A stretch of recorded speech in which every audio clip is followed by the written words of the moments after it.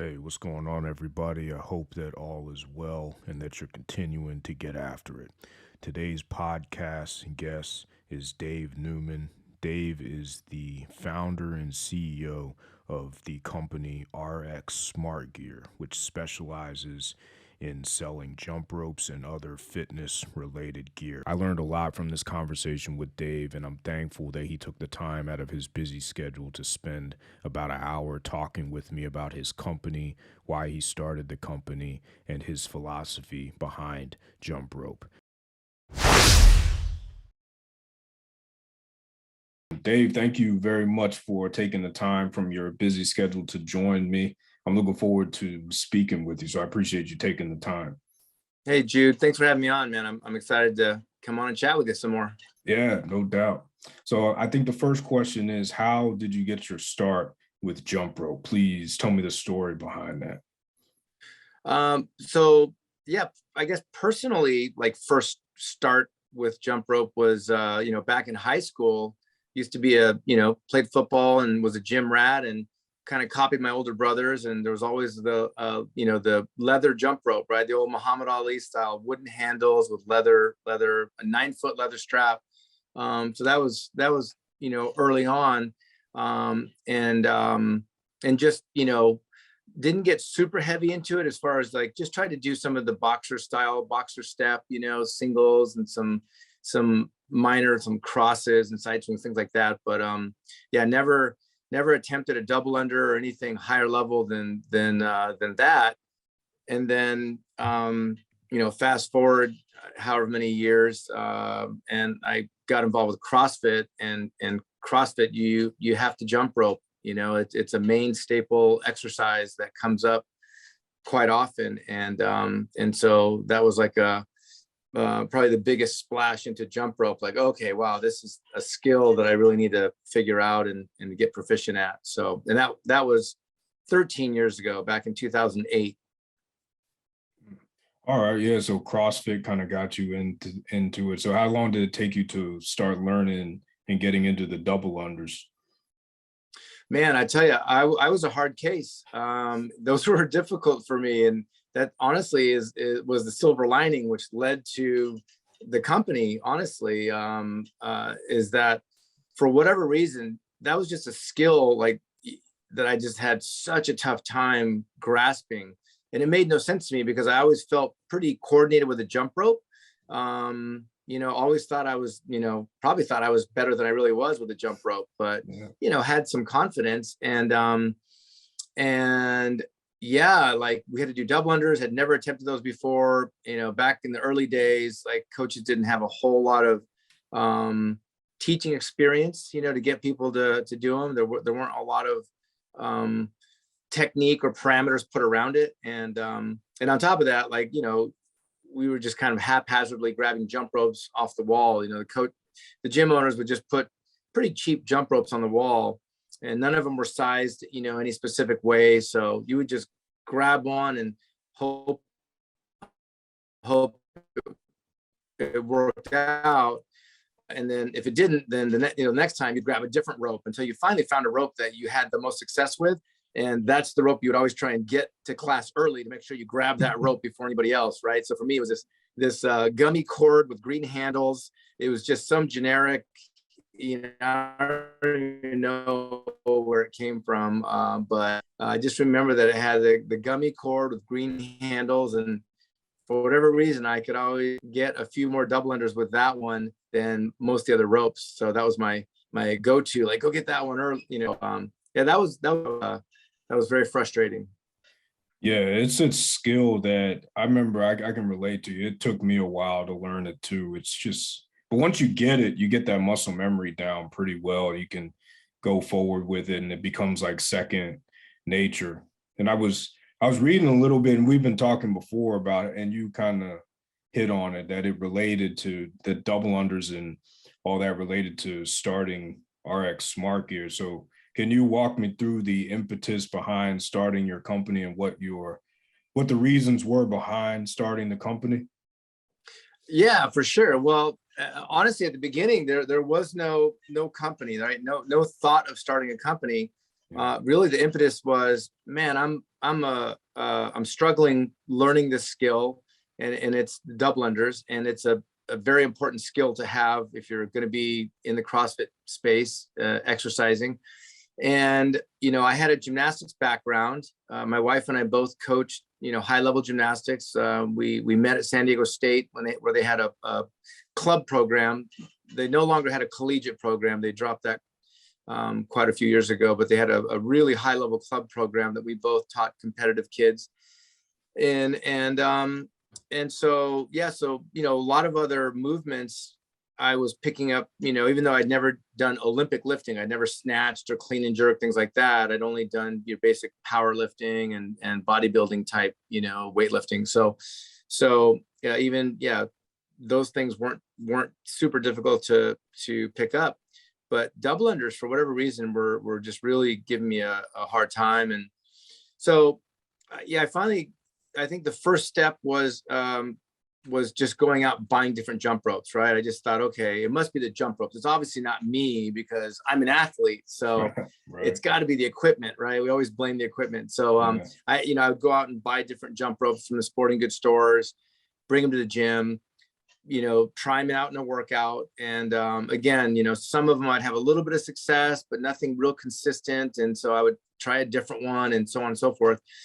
And so I finally just sat down and started trying to assess, well, what is it I like about each one? Like which one is giving me a little bit more success, and what is it about that one that I like, right? And started narrowing it down to, well, I liked the jump ropes that had a static cord, right? So not a licorice or a gummy, because those are flexible and they have a little bit of stretch and give to it, especially if they get older, right? Like the ones our gym had hanging on the wall, those things were like rubber bands, but I liked something that was static, right? So cable, but most of the cable jump ropes back in 2007, 2008, those were thin speed wire cables. So I realized cable was good for me because it would stay the same length no matter how fast or how slow you spun it around. The length wouldn't change, as long as you kept your hands in position, right? So I liked the cable. I noticed I liked the ropes that had a little bit more weight to them, even if it was a gummy rope, but if it was maybe like a 5 millimeter PVC or something that had a little bit more weight to it, I had more success with those. Jump ropes that had some type of a swivel mechanism. So I just started paying attention to those little details and going, okay, how can I put each of those components into one jump rope? So I literally started Frankensteining jump ropes in my garage because I had all these jump ropes I purchased. And so I just started, taking them apart, putting things together, kind of just really experimenting. And it was just assembly, right? It wasn't like any kind of high level engineering, right? Like everybody asks, are you an engineer? I'm like, nope, not an engineer, right? My degree was in criminal justice. Oh, nice. Same here. Oh, nice. Awesome. Yeah. Awesome. But just doing things that made sense, right? I think some of the things were just kind of more accidental. Like, for example, the original RX was the rope that I created in my garage. And that jump rope handle, I did not design that, right? That was a store-bought handle that I liked the most out of all the other handles that I purchased. That handle just, it had almost an inch diameter as far as the thickness. It originally came with, which is actually, I got kind of a sample, but it's this guy, right? And it originally came with like a foam sleeve that was just, pushed on the top, and that sleeve would always slip off, Sure. Yeah. And I just thought that was silly. So I was in a sporting store and walked by the tennis section, saw the tennis overgrip, and I thought, oh, that's interesting. That's kind of cool. And they were colorful. So I bought some and took it back to my garage, and I ended up, wrapping the first handle. And I'm like, wow, that feels really nice. Like, I really like the feel of that. It was tacky, sweat absorbing, and it was colorful, and it wouldn't slide off, right? So that was purely accidental, but it was like we pioneered that and popularized it. Now everybody's doing it, right? So anytime you see a jump rope handle wrapped with any type of a over grip or tape grip. We started that right back in nice. 2008. Yeah, and then I took that handle. It already had a bearing in it, but I added the assembly, the swivel assembly to it. So the swivel assembly that connects it to the cable, because like you see with this, the cord goes straight through the bearing. So when the cord comes out of the handle, it has to bend down, to rotate. And so what I did was just added the linkage system and connected the cable. Well, you have one of my ropes, so you know how it's connected with a key ring. So the key ring gives the rope this articulation. It gives it this up and down articulation, as well as the swivel, allowing it to go this way. So that's what I created, and that's what I actually patented. So that's what we have a full patent on the first jump rope. And what that did was it allowed me to make fixed length cables, because that was the other thing that I discovered when I was using different speed ropes and things that had an adjustable cord, is that those all have the potential to fail, right? I don't know if you've ever had that happen to you, where you're jumping rope and all of a sudden, ding, the cord pops off of one handle. Yeah, definitely. Yeah, far too many times. And I looked at that and I thought, you know what's more important, to have the ability to adjust the cable, or to have a cable that won't fail, that's foolproof or fail proof? And my other thought was, if I make this cable set for me, why do I need it to adjust for anybody else, right? As long as it meets my needs. It was a purely selfish endeavor. I always say that, building the jump rope was a very selfish endeavor. Yeah. I didn't care about anybody else. I didn't care what anybody thought about it. Right. I didn't care what they thought it looked like, what it felt like, anything. It was like, okay, this is for me, and I want it to work the way I need it to work. And so when I started making a cable that was a set length. And to do that, we had to figure out, well, what length should it be, right? Like, everybody coming from a gymnastics background, I think I explained this to you before when we chatted. In a gymnastics setting, you have different size gymnasts, and each gymnast, as they get on their apparatus, that apparatus has to be set to their height, right? And so a taller gymnast is going to have their bars set farther apart, or their parallel bars farther apart. The taller gymnast might have their springboard pulled back further from the vault, and a shorter gymnast is going to have everything moved up closer. So it just made sense that, hey, we have an apparatus that we're moving around our body. It should fit my body, fit my stature, and just, really analyze it from a point of, okay, well, what's ideal ergonomic? Like, what is the ideal positioning? So just studying a ton of video on YouTube back in the day, just to see, like, okay, the best jumpers out there, which were all the competitive jumpers like Nate KG and guys like that, just seeing where they position their body, right? Where did they isolate their hands, right? And where were they creating some symmetry for the rope to revolve around at an even pace? And where's the rope contacting the ground? Like, what's the optimal place for the rope to contact the ground? So I just started paying attention to all those little details and mapping that out. And so, I came up with a loose setting, which is your height plus 3 feet. So we always say that your rope should never be longer than your height plus an additional 3 feet. So if I'm 5'10", I don't want a rope that's longer than 8'10". And that was just like a starting point, right? That was just to kind of have a ceiling. And then from there, the idea was to try and work your technique down so that you could, move to a more efficient size rope. Height plus 3 feet technically is, for me, I think, is on the long side of a rope, right? When we became the official jump rope for USA Boxing, and we got to go up to the Olympic Training Center in Colorado Springs and meet the coaches and meet the fighters and get them set up, we found that boxers like a longer rope, right? When you watch Floyd Mayweather jump and you see how much that rope clears his head, right? There's quite a bit of space. Sure. And in talking to the coaches, interviewing a bunch of different coaches and, junior national coaches and senior national coaches, one of the things that boxers, what's sport specific for them is they like their hands to be up closer, higher up on their torso, which is closer to a fighting position, right? Sure. And they like the longer rope that has more drag, because they like to use that extra drag for a conditioning piece, right? They want the boxers to work and really fatigue their arms, moving that rope around their body, right? So it made all the sense in the world.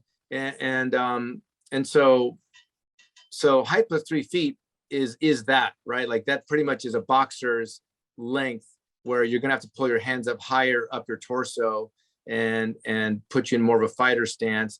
And that's so that you get the rope to pass in front of your feet at the right spot. Because what a lot of people don't realize is no matter how long or short your rope is, or what skill you're doing, the thing that's constant is the space in front of your toes.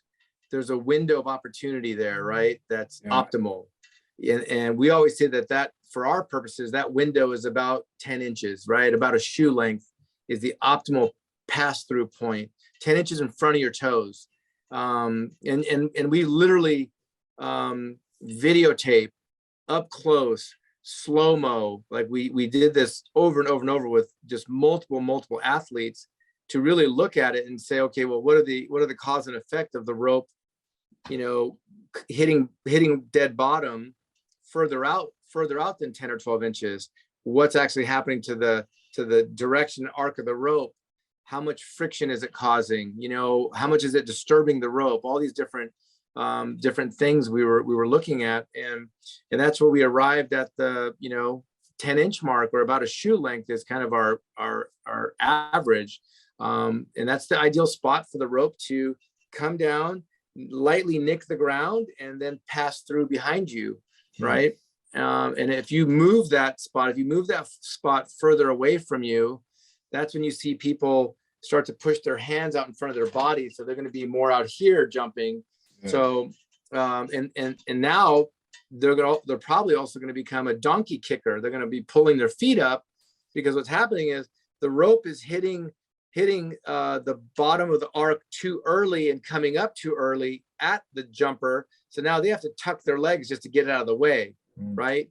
That's what that's how they pull the Band-Aid off, right? Or put a Band-Aid on it, is pull their legs out of the way, instead of what they should have been doing is pulling their hands back closer to their body, right? To get their axis of rotation closer to their center line. So most people responded improperly to correct that.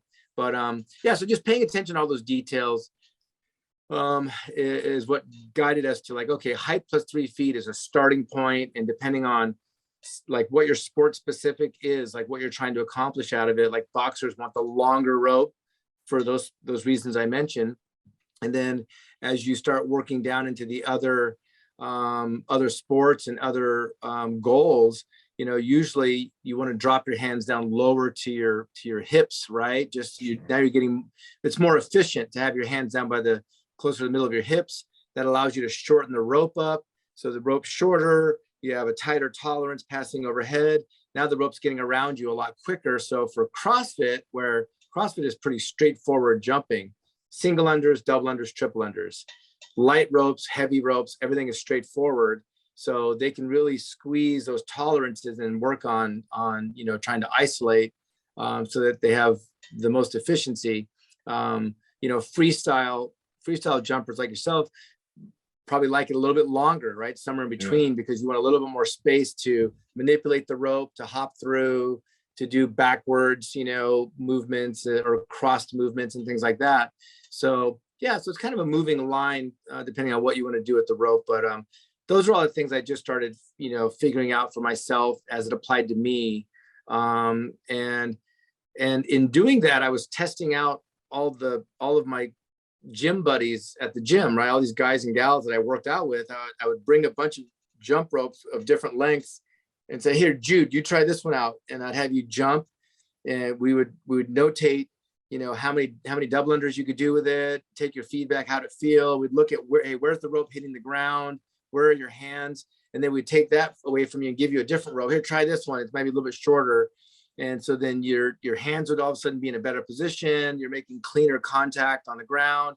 So then we're like, oh, okay, Jude does better with an 8'6" or what have you, right? So we kind of used, that to come up with our formula.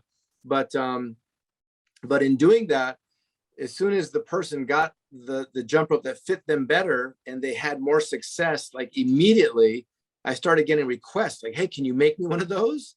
Nice. Like that's the best I've ever done. Like I need one of those jump ropes. And I'm like, yeah, sure. So I would go to the store and buy all the parts and, all the, tools and jump ropes and everything, put it together and come back next day and give it to my friend. And man, I gave away so many jump ropes in the beginning just because it was just a fun hobby and it put a smile on people's face. And I like to see people succeed.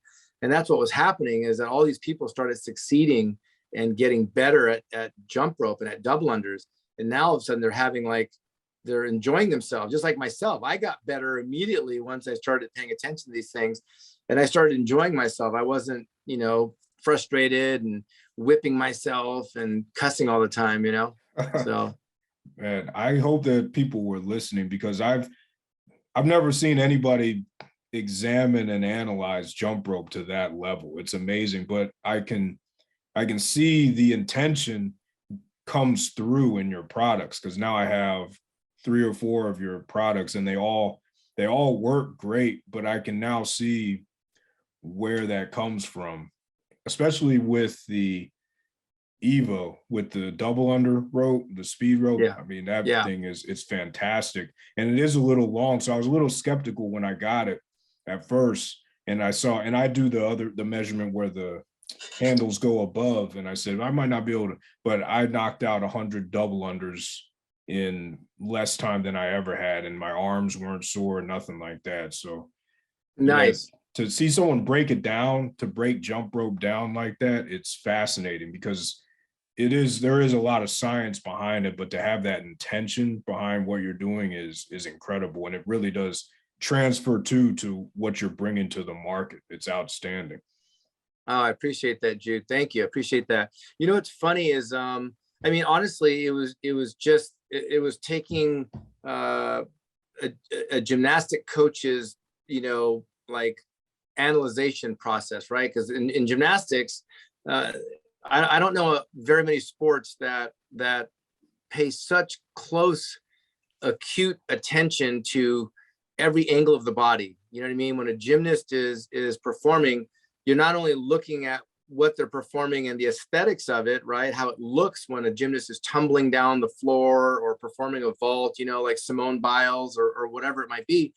But you're looking at all of the biomechanics that lead to power output, right, and performance. And that was a very natural thing to do. That's what you did in gymnastics. It's like, okay, we got to get these kids, we got to get this kid to tumble higher so they can do a bigger, a double layout with a double twist, right? Whatever it might be, something like that. And so you really have to back up and look at what's happening leading up to that big skill and make sure that all of the biomechanics are in place. And so it was very natural to do it. And I think nobody had really just done it before me. And I just kind of fell into it because I was so frustrated, right? And just said, I got to figure this out. It doesn't make sense. And, the neat thing there is, Nate KG, right? Yeah. Yeah. Nate KG's awesome.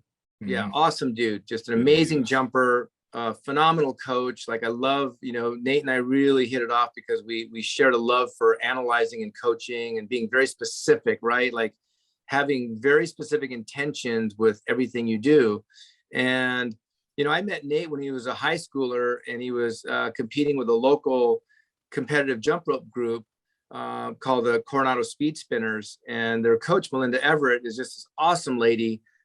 She grew up a competitive jump roper, and then now she's a coach and has an awesome team, and they've performed all over the world. They've been on TV shows, and just a really, really accomplished gal, and with her kids that she taught, and Nate being one of her kids that she brought up. So I reached out to her one day and said, hey, I'd love to come sit down and talk to you. And I want to find out, I just had a bunch of questions to ask her, right? And so she was super, awesome to like have me come out during one of their practices, and I just started just firing off questions to her, like, why do you guys do this? And why do you do that? And do you guys think about this? And do you think about your positioning? Are you looking at your contact speed? Are you looking at your spacing? Like all these different things. And she kind of had to like slow me down. She's like, whoa, whoa, whoa, whoa. Like you're overloading me. She goes, we don't think about any of that. Like we just do what we've been doing for years. It's what I learned from the people that taught me and what they learned from the people that taught them. And I'm passing it along to the kids I'm teaching now. And it was almost like a form of osmosis, right? Like people just get comfortable in what they do and they don't really think about what they're doing. They just do it, and they just do it by feel, right?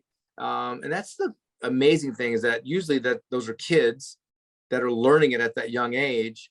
And that was really neat. And that's why Nate and I hit it off so well, because Nate did have all those questions as well, right? Like he does think critically like that, Sure. Even though he came from that world where typically people don't think about those things, right? They don't get into those details.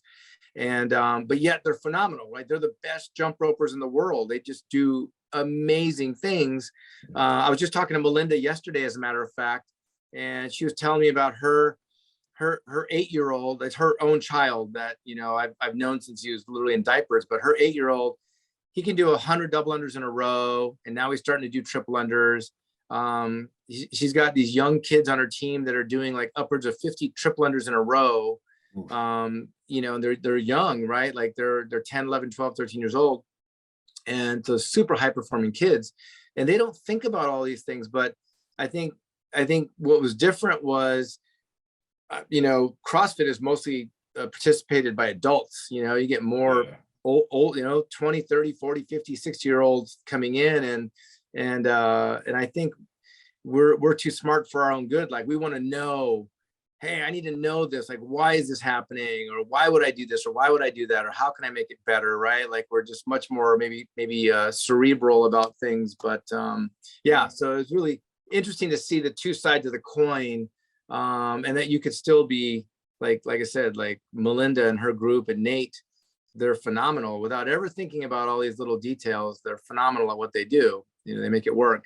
Yeah, absolutely. That's a good point you made about the kids versus adults. I think that also with adults, we got to come up with something like what you're saying, because most people who have just got back into working out, they've lost most of their functionality that they had as a kid. I know for me, trying to do that Brian Valoria 360 move, I had to make sure I could actually do a pirouette and land on my feet after all these years. Whereas when you're a kid, you just do that stuff without even thinking about it. But for me, I was like, man, I might tear my ACL doing something like this. I gotta make sure I can do this first, and then I can add the jump rope in there. So yeah, I think you're right on that.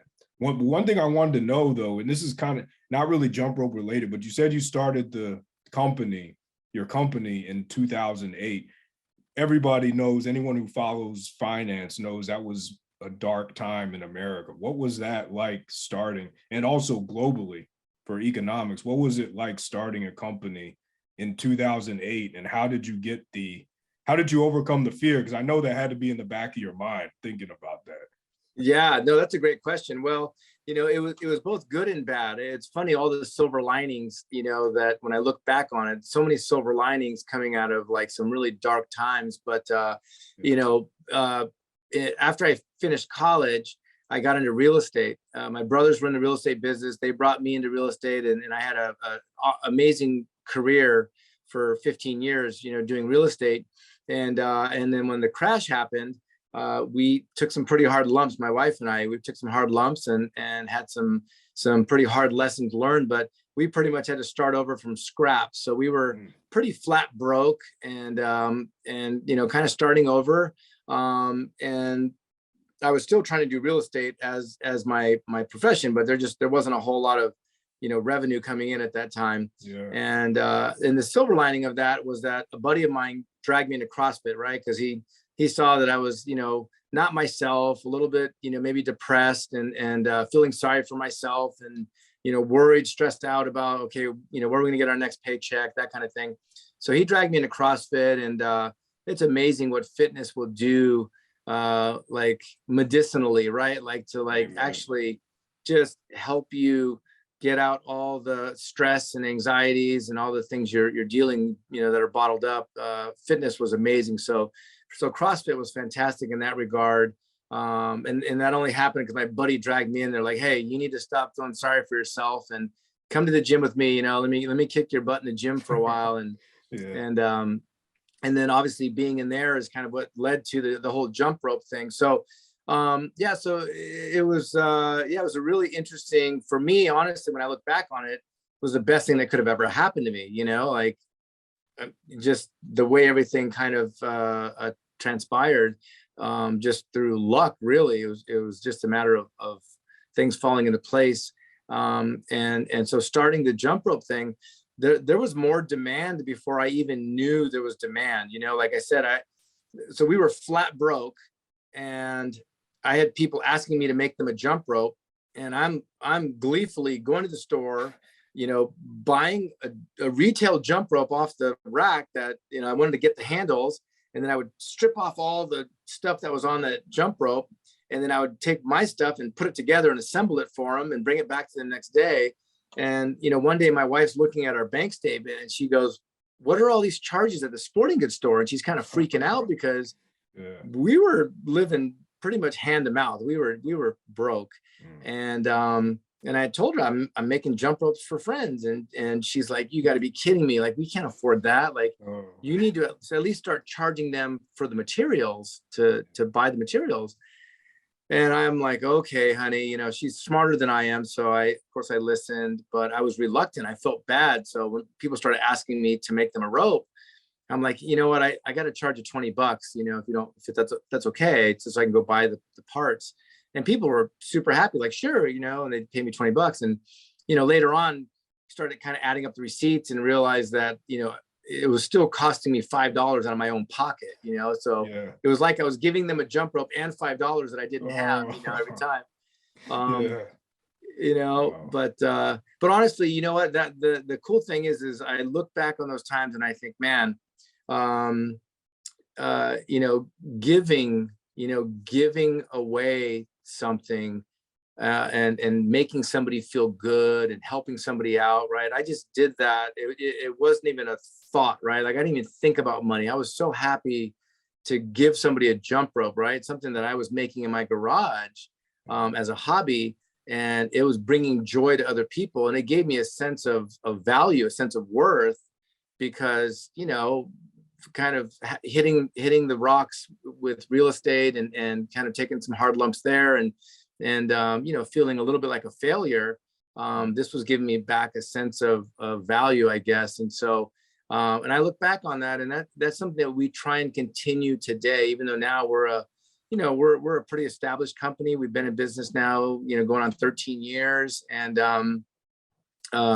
we have some amazing partnerships with, multiple Olympic teams, and the LA Lakers are using our products, and, some awesome.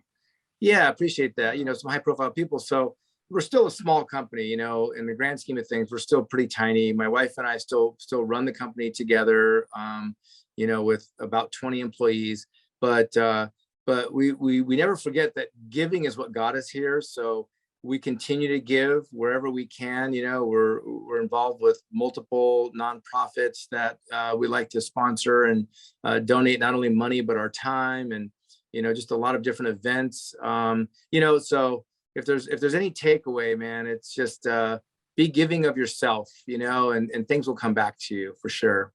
Man, that's a great, that was an awesome story, but that's a great lesson. I think it's the one quote that I remember about that makes me think of that is, I think it was the Buddha that said, if you knew what I know about the power of giving, you would not let a single meal pass without sharing it with someone else, or something along those lines.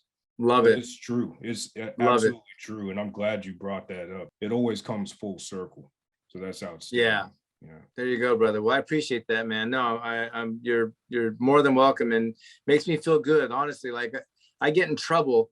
I get in trouble because my wife is, like I said, she's smarter than me, much more practical.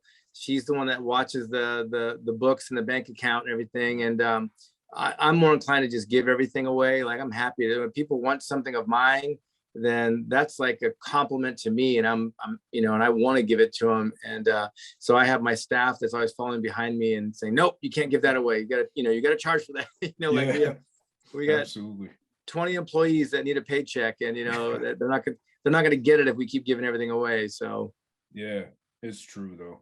One thing I've been wanting to know, I think, I'm not sure how old you are, Dave. I don't want to put you on the spot or anything like that, but I think you're older than me, and your physique is impressive. And I wanted to know, what is your diet like? If you could walk me through, and everyone listening, what your diet is, if you wouldn't mind. Well, I appreciate that. That's nice of you to say. I'm 52. I'm not shy to admit it. I'm 52. Wow.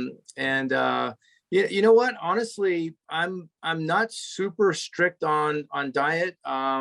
I mean, I'm conscientious. Let's put it that way. I'm conscientious about what I eat, and I try not to eat a lot of garbage. Like I don't do fast foods. I mean, I shouldn't lie. Like In-N-Out Burger in California, In-N-Out Burger is, that's a fast food that is hopefully on the healthier side. But so we'll do that every once in a while. But I don't drink sodas and things like that. High sugars and things with a bunch of starch and fructose and all that. But my wife is, luckily I have my wife who's she's very health conscious.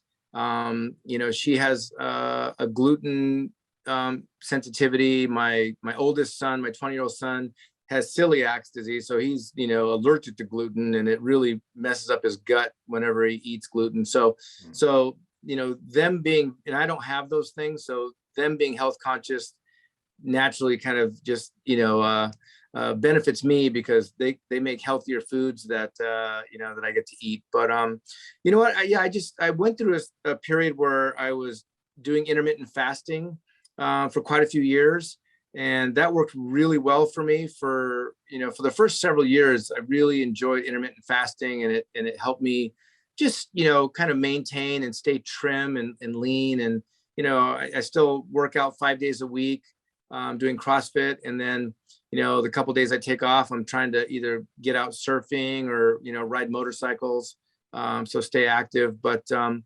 not super strict on any type of a nutritional regimen. I don't count macros or things like that, but or weigh my food by any means. In fact, I probably have more of a sweet tooth than most people, but so my wife has to kind of keep me in check. So like anybody else, like I get flabby right now. I'm in a flabby phase as we're going into the winter time. I must be putting on a winter coat, so I got to get to the gym more and start mixing in some more long runs or something.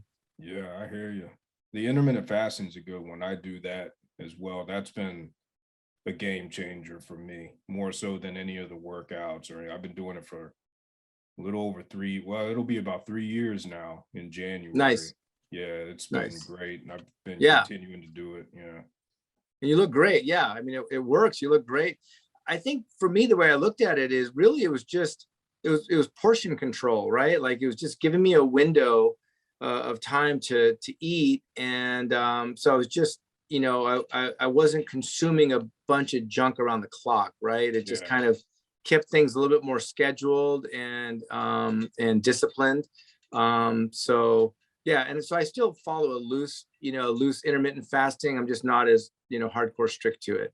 Sure. Yeah. Yeah. Are there any foods that you continually go back to, foods or drinks that you eat every day or every other day that you think keep you in decent shape? Boy, the politically correct answer is to say anything my wife cooks. Yeah, right. Anything my wife cooks is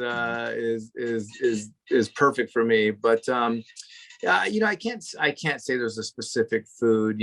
Honestly, like if it, it takes discipline, like with anybody else out there. If I had my way, man, I would be eating pizza and more In-N-Out burgers, and probably having more sweets, or ice cream and things like that. So I think it's just trying to be mindful of what you're putting in your body, and also looking at your body too, right? Because I always say life is life, and your fitness is that marathon that you never want to get to the finish line, right? You want to keep running, but you don't want to get to the finish line. And while you're on that journey, you're going to have some slow miles and some fast miles, and some, sometimes you're going uphill and it's a tough mile, and sometimes you're going downhill and it's a easy mile. So, it's just a continuous journey that you've got to embrace the ebbs and the flows of it. So I don't, before I got into CrossFit, I was like 35 pounds overweight. So I was very, very sedentary, just focusing on my career, but I was doing real estate full time, and we were super busy with work and raising the kids. And I didn't make time for exercise and fitness, which was a really poor life choice, and so when I got into CrossFit, it only took, I don't know, 3 to 4 months to drop 25 pounds or so. Wow. And then the remainder of it, it took a little longer, right? Just as I spent more time and kind of getting my body acclimated, I ended up losing 35 pounds. And I look back at those photos, and I realized, like, wow, I really made poor choices, poor lifestyle choices, and didn't have my priorities aligned properly. And the funny thing is prior to that, probably decade that I was in that bad habit phase, prior to that, I was running marathons and half marathons. I was a runner for a long time, and I was, pretty thin and in running shape anyway. And then I just stopped. When I got into career mode, I just stopped, and everything was about work and family and, those kind of things. So I realized that those were really poor decisions back then. And so now, I'm in my 50s, and I'm in better shape now than when I was. I can honestly say that than when I was in my 30s, because I was pretty out of it back in my 30s. So so I think it's just being mindful, really. Yeah, you're right about the choices.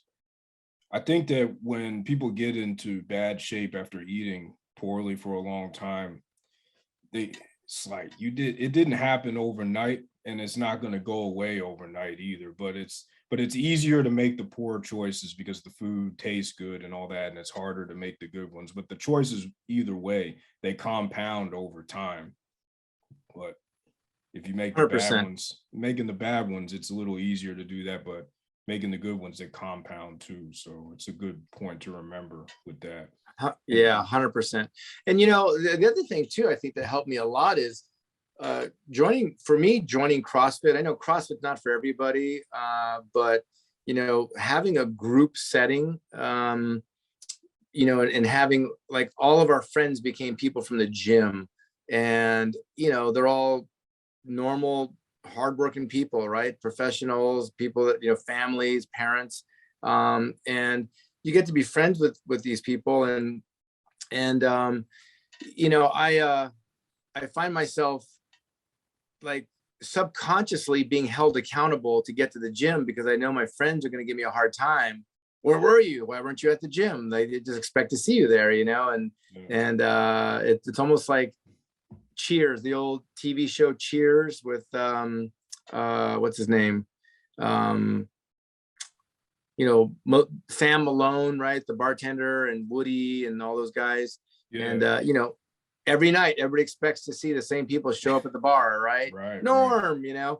It's like that at our gym. And I know that if I don't get up and go, that I'm going to hear about it later. So having that accountability helps a lot. I don't know if I'd be that disciplined on my own to make myself get up and go exercise and put in the same amount of work as I do when I go there, and everybody's doing it together, right? And we're all doing it at different speeds and different weights and whatever it might be, but it's a very supportive environment. So can't say enough about that, right? Surrounding yourself with like-minded people that, helps out a lot. Yeah, the research shows that that's one of the key indicators in getting into good shape and keeping yourself accountable is having people that will push you and not be afraid to. They'll tell you what you need to hear, not what you want to hear. And they'll keep you There you go. on the straight and narrow.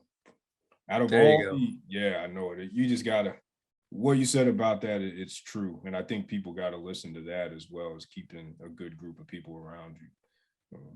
One thing I wanted to know as well is, out of all your jump ropes that you've created, which one is your favorite?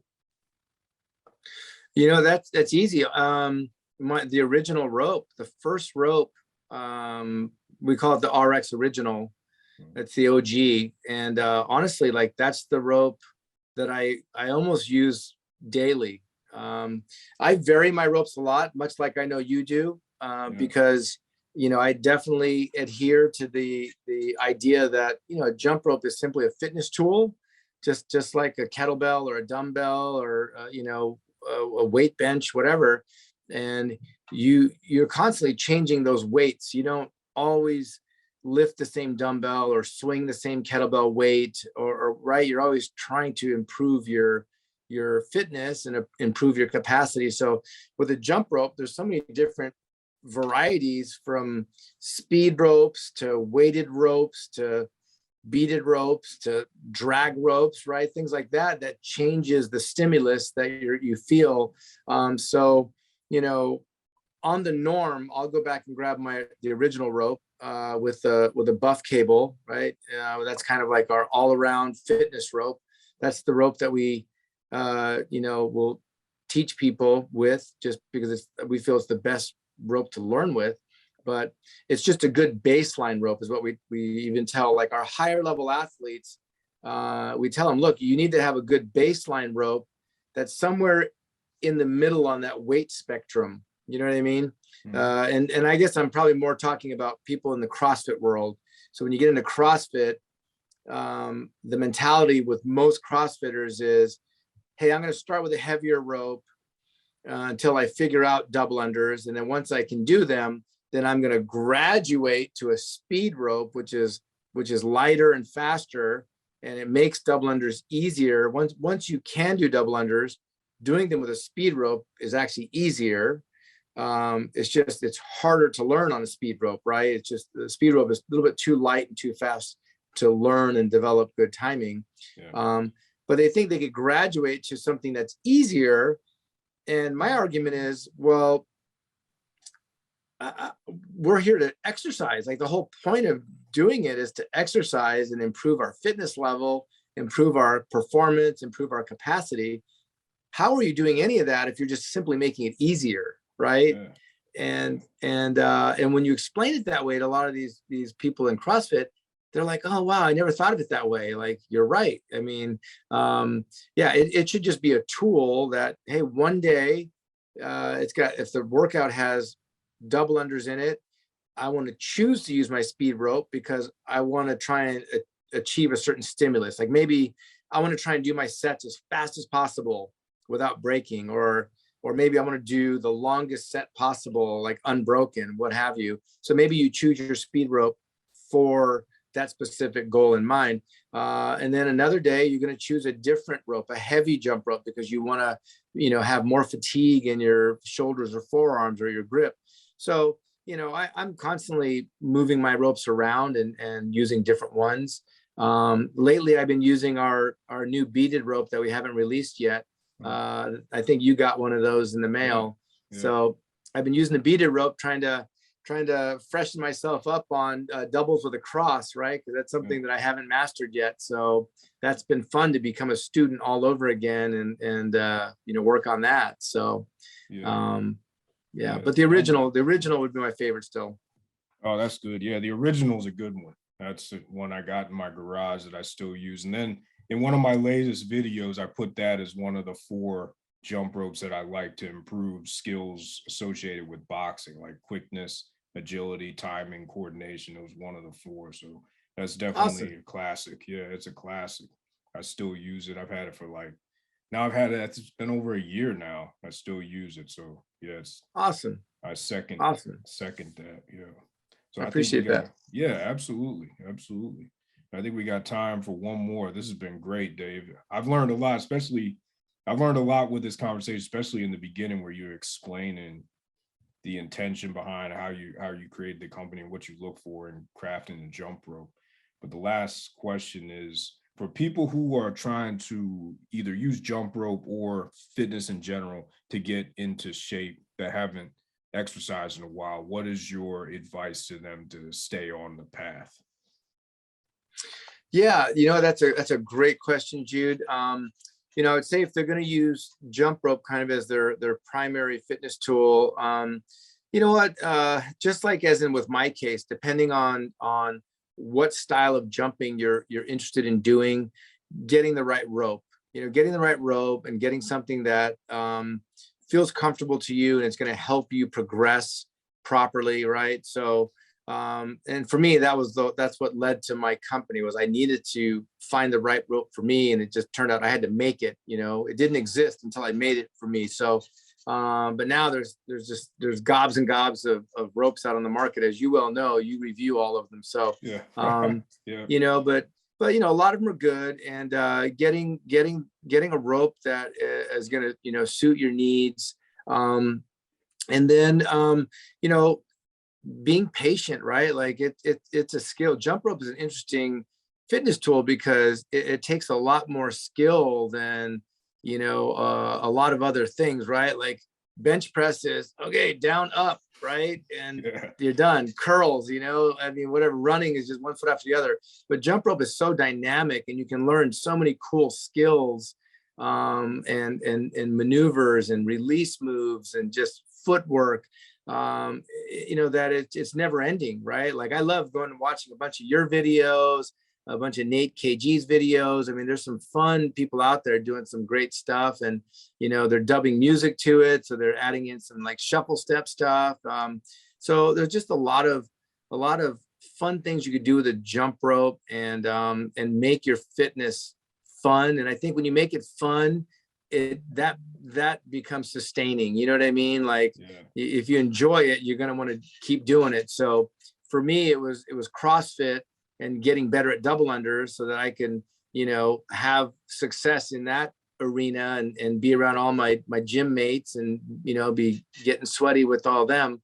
So that's what worked for me. But, there's a lot of other fun ways to use a rope and have fun. So get the right rope, be patient, and take your time, researching guys like yourself and Nate KG and guys out there that are putting out some great teaching content, to learn the things that you want to learn. We have a lot on our YouTube channel as well, a lot of double unders. We like to consider ourselves the specialist at singles, doubles, and triples. Like we're really good at all the straightforward jumping because that's kind of your foundational movement. And that's where we spend most of our time, really trying to curate that information. And then, there's a lot of other guys like you and Nate out there that are doing all the really cool freestyle and rope manipulations that are, experts at that we definitely are not. So. Yeah, well, it's good if you have a niche that you can focus on, that's why, like you're saying, there's a lot of people out there doing a lot of different things. You can find somebody that suits what you want and you can follow them, Yeah, it's an exploding community. It's pretty cool to watch, it's pretty impressive. Yeah, absolutely. Dave, thanks so much for joining. I really appreciate it, and I've learned a lot. I hope everybody's been listening closely because you drop a lot of knowledge on this podcast. And I hope that people go and check out your channel, and if they haven't tried your ropes, they put in an order because the ropes are excellent. I can definitely vouch for that. Well, I appreciate that, Jude, man. That's really heartwarming to hear, and I appreciate what you're doing because, like I said, when I first came across you and listened to your reviews, even reviewing our products, and all of your insights were very honest and straightforward, and you didn't pull any punches. And I think you're doing a great service for people out there, just being, keeping it real and just being yourself and giving some good information out there. So keep doing what you're doing, buddy.